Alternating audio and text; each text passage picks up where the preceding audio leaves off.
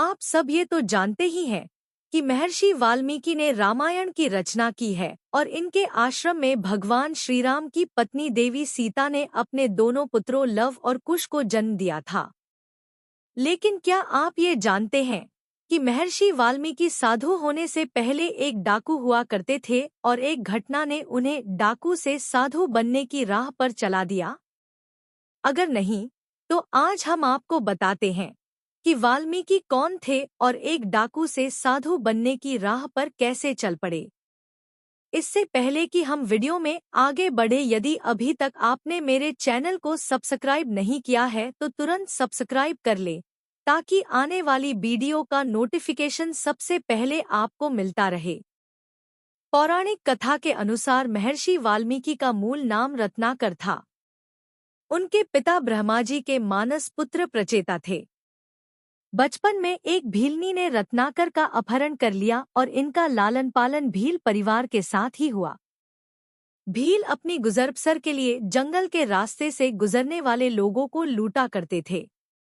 रत्नाकर भी भील परिवार के साथ डकैती और लूटपाट का काम करने लगे थे। लेकिन ईश्वर ने इनके लिए कुछ और ही सोच रखा था। एक दिन संयोगवश नारद मुनि जंगल में उसी रास्ते गुजर रहे थे जहां रत्नाकर रहते थे। डाकू रत्नाकर ने नारद मुनि को पकड़ लिया। इस घटना के बाद डाकू रत्नाकर के जीवन में ऐसा बदलाव आया कि वह डाकू से महर्षि बन गए। हुआ ये कि रत्नाकर ने नारद जी से कहा कि तुम्हारे पास जो कुछ है उसे निकाल कर रख दो, नहीं तो तुम्हें जीवन से हाथ धोना पड़ेगा। देवर्षि नारद ने कहा, मेरे पास इस वीणा और वस्त्र के अलावा कुछ और नहीं है। तुम लेना चाहो तो इसे ले सकते हो, लेकिन तुम यह क्रूर कर्म करके भयंकर पाप क्यों करते हो? देवर्षि की कोमल वाणी सुनकर वाल्मीकि का कठोर हृदय कुछ द्रवित हुआ। इन्होंने कहा, भगवान, मेरी आजीविका का यही साधन है और इससे ही मैं अपने परिवार का भरण पोषण करता हूँ। देवर्षि बोले, तुम अपने परिवार वालों से जाकर पूछो कि वह तुम्हारे द्वारा केवल भरण पोषण के अधिकारी हैं या फिर तुम्हारे पाप कर्मों में भी हिस्सा बंटाएंगे।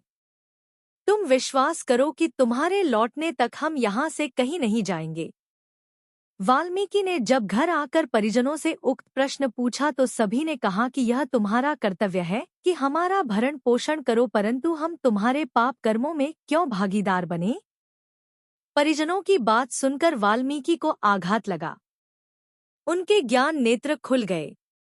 वह जंगल पहुंचे और वहां जाकर देवर्षि नारद को बंधनों से मुक्त किया तथा विलाप करते हुए उनके चरणों में गिर पड़े और अपने पापों का प्रायश्चित करने का उपाय पूछा। नारद जी ने उन्हें धैर्य बंधाते हुए राम नाम के जप की सलाह दी।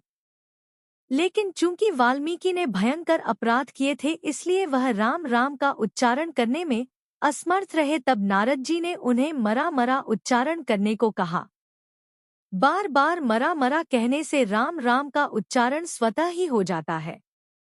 इसी शब्द का जाप करते हुए रत्नाकर तपस्या में लीन हो गए। तपस्या में लीन हुए रत्नाकर के शरीर पर कब दीमकों ने बाम्बी बना ली, इसका पता उन्हें नहीं चला। उनकी इस तपस्या से प्रसन्न होकर ब्रह्माजी ने उन्हें दर्शन दिए और उनके शरीर पर बनी बाम्बी को देखकर रत्नाकर को वाल्मीकि का नाम दिया। तब से उन्हें वाल्मीकि के नाम से जाना जाता है। साथ ही ब्रह्माजी ने उनको रामायण की रचना करने की प्रेरणा भी दी। महर्षि वाल्मीकि एक बार एक क्रौंच पक्षी के जोड़े को निहार रहे थे जो कि प्रेम करने में लीन था। उन पक्षियों को देखकर महर्षि काफी प्रसन्न हो रहे थे और मन ही मन सृष्टि की इस अनुपम कृति की प्रशंसा भी कर रहे थे। लेकिन तभी एक शिकारी का तीर उस पक्षी जोड़े में से एक पक्षी को आ लगा, जिससे उसकी मौत हो गई। यह देख के महर्षि को बहुत क्रोध आया और उन्होंने शिकारी को संस्कृत में ये श्लोक कहा, मां निषाद प्रतिष्ठा त्वंगमा शाश्वतीयः समाधा यत्क्रौच मिथुनादेकम अवधिः कामोहितम। मुनि द्वारा बोला गया यह श्लोक ही संस्कृत भाषा का पहला श्लोक माना जाता है, जिसका अर्थ था कि जिस दुष्ट शिकारी ने प्रेम में लिप्त पक्षी का वध किया है उसे कभी चैन नहीं मिलेगा। लेकिन ये श्लोक बोलने के बाद वाल्मीकि सोचने लगे कि आखिर ये उनके मुंह से कैसे और क्या निकल गया। उनको सोच में देखकर नारद मुनि उनके सामने प्रकट हुए और कहा कि यही आपका पहला संस्कृत श्लोक है। अब इसके बाद आप रामायण की रचना करेंगे। उस संस्कृत श्लोक के बाद महर्षि वाल्मीकि ने ही संस्कृत में रामायण की रचना की और उनके द्वारा रची गई रामायण वाल्मीकि रामायण कहलाई। यदि यह वीडियो आपको पसंद आई हो तो आप इस वीडियो को लाइक करें, कमेंट करें और साथ ही अपने इष्ट मित्रों के साथ शेयर भी करें।